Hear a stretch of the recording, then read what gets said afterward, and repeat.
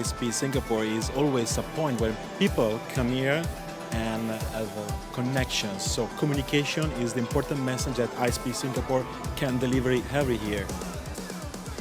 Our conference has been running very successfully for the past few years, and we have the technical sessions, we have all this networking like Women in Pharma, they're all great sessions, and we have all these exhibitions as well. We have a lot of aspects. We invited all these experts from manufacturer side, from supplier side, from consultant side, so there's knowledge from different ends. So I would encourage our audience to take all this knowledge from different perspectives and put that as a holistic approach.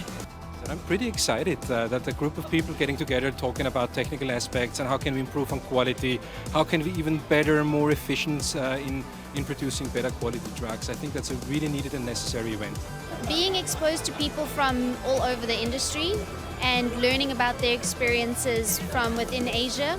And I'm from South Africa myself, so it just gives me kind of a good perspective of what is happening in these different countries. And I mean, this morning we had a great presentation showing how the Singapore government is really investing in their pharma industry, and those are lessons that I can take back to where I come from and how we can apply. Industries moving forward in different areas. See you at ISPE Singapore.